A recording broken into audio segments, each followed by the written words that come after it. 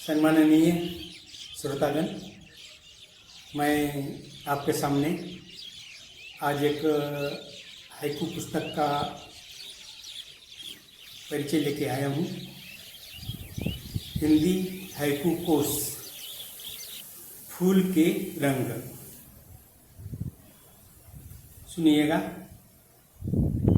Doctor Jagdish ओम ऐसे haiku प्रेमी है जिन्होंने 15 साल निरंतर मेहनत करके हिंदी हाइकू कोश साकार किया है। इस कोश में 1075 हाइकूकारों के कुल 6386 हाइकू का समावेश है। यह पुस्तक हाइकू अभ्यासक एवं हाइकूकारों के लिए बहुत ही महत्वपूर्ण है। इन सारे हाइकू की समीक्षा करना चाहे तो एक अलग ग्रंथ की निर्मित होगी। मैं आपके सामने इस कोश के फूलों पर आधारित कुछ हाइकू ले आया हूँ। पलाश के फूल सभी का दिल जीत लेते हैं, क्योंकि चौतरफा धूप ही धूप होती है और इस कड़ी धूप में पलाश का खिलना ध्यान आकर्षित करता है। इस फूल के रंग जीवन में नई उम्मीद भरते हैं, प्रेम रंग में भिगोते रखते हैं। कितनी भी मुश्किलें क्यों न हो, उसे पार करके आगे बढ़ने की हिम्मत यह फूल देते हैं। हर कठिनाई का मुकाबला करके चलते रहने का संदेश हमें मिलता है। यह कुछ हाइकू देखिए। अंगार धरे जंगल दहकते पलाश खड़े, डॉक्टर महावीर सिंह। खिल गए हैं कई सूरज आज, पलाश वन, अरविंद चौहान। फूले पलाश जंगल में दहकी रंगों की आस, शैल सक्सेना। जमीन पर बिखरे पड़े टेशु के फूलों पर यह कितना लुभावना हाइकू लिखा गया है। इस हाइकू से हृदय के कोने में सहेज कर रखे हुए नाजुक पल उभर कर सामने आते हैं। गोद भराई धरती की करते पलाश पुष्प, डॉक्टर सुरंगम्मा यादव। पलाश फूल लाल रंग के क्यों होते हैं? इसका कारण हाइकूकार बताते हैं कि ताप से जूझा, पा गया शुष्क रंग टीले का टेशु, डॉक्टर जगदीश ओम। पानी के अभाव एवं कड़ी धूप के कारण अन्य पौधे सूख जाते हैं, किंतु इसका जरा भी असर पलाश पर नहीं होता। मानो वह संघर्ष के लिए तैयार खड़ा योद्धा ही है। धूप लू में भी खिलकर ही रहा पलाश वन, कमलेश भट्ट कमल। पलाश खिले पूरा का पूरा गर्व, धूप का झरे, तुकाराम पुंडलिक खिल्लारे। अमलतास के खिलने पर भी इस संग्रह में अच्छे हाइकू लिखे गए हैं। देखिए इन हाइकू में कितनी अनोखी बात कही गई है। अमलतास हवा में लहराई पीली ओढ़नी, सुजाता सिबेन। खिलने लगे लाल अमलतास, जगा उल्लास, सूर्यदेव पाठक पराग। मोगरा देखते ही सामने केश में गजरा लगाई महबूबा दिखाई देती है। मन उल्लसित हो उठता है। कुछ ऐसे ही भाव इस हाइकू में है। खिला मोगरा महफिल महकी उलझे केश, पूनम मिश्रा पूर्णिमा। मोगरा फूला तैर गए सपने खुली आँखों में, डॉक्टर जगदीश ओम। जहाँ कमल आया वहाँ कीचड़ और जल का होना अटल है। यह दृश्य बच्चों को ही नहीं सभी को लुभाता है। आदमी पल दो पल यहाँ पर शांति से गुजारता है।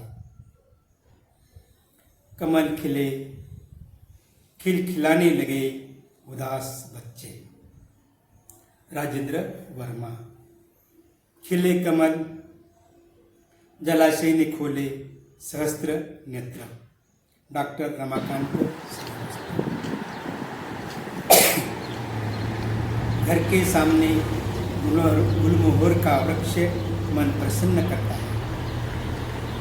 उसके फूल उमंग भर देते हैं, लेकिन इस हाइकू में कुछ अलग ही बात बताई गई है। गुलमोहर छज्जे पर सज गए मधु के छत्ते। विभारानी। गुलाब तो सब फूलों का राजा है। इस फूल का प्रेमी जीवन में बहुत बड़ा महत्व है। इस फूल का प्रेमी जीवन में बहुत बड़ा महत्व है।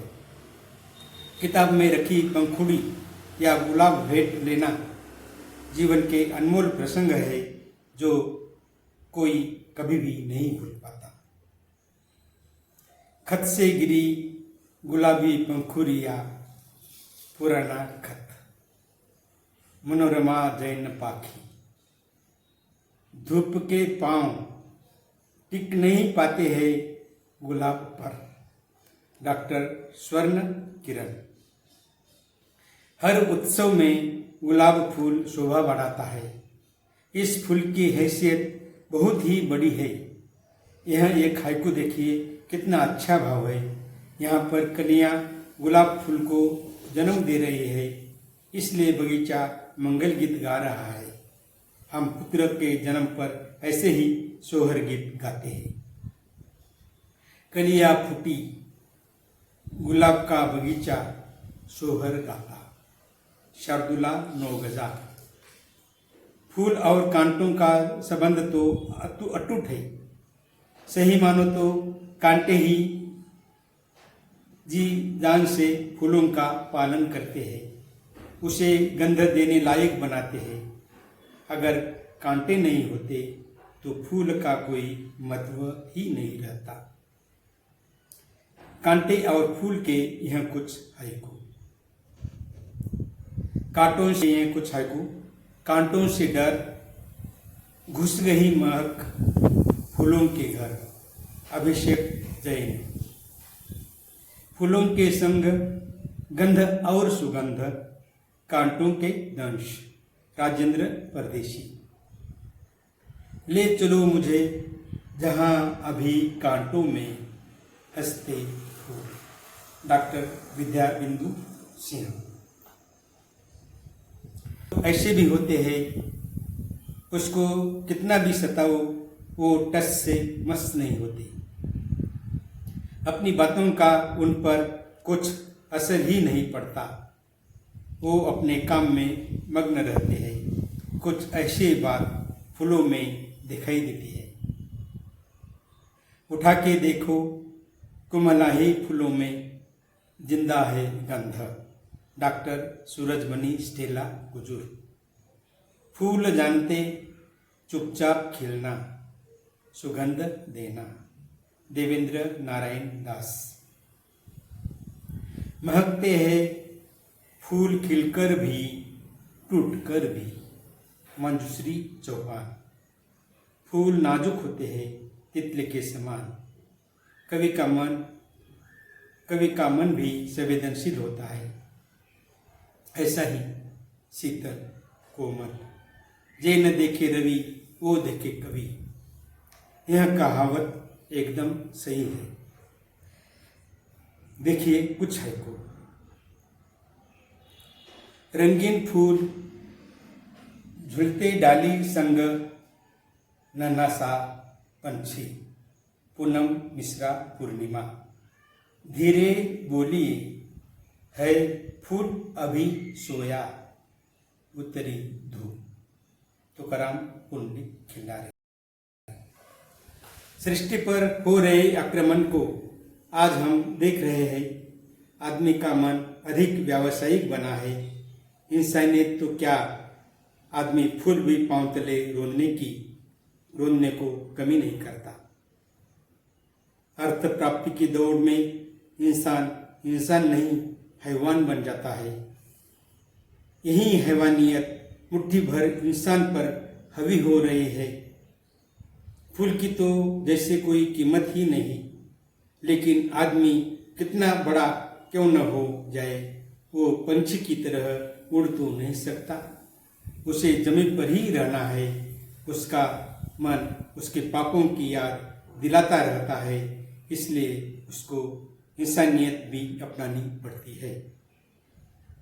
फूल खिलता चटक जाती शिला है सिलसिला। डॉक्टर मिथिलेश दीक्षित। सजे दिखते गुलदानों में अब कागजी फूल। पवन कुमार। इस हिंदी हाइकू कोश को संकलित करके डॉक्टर जगदीश ओम जी ने एक ऐतिहासिक कार्य किया है। हाइकू अभ्यासक इसको कतई नहीं भुला पाएंगे। इस पुस्तक में हर क्षेत्र से संबंधित हाइकू है। इस फूल के रंग परिचय में भी मैं फूलों पर आधारित सभी हाइकू नहीं दे पा रहा हूँ। यह कोशिश तो छोटा सा अंश है। पूरा हाइकू आनंद लेने के लिए आपको यह किताब ही पढ़नी होगी। मैं तुकाराम पुंडलिक खिल्लारी, आपको यह मेरा परिचय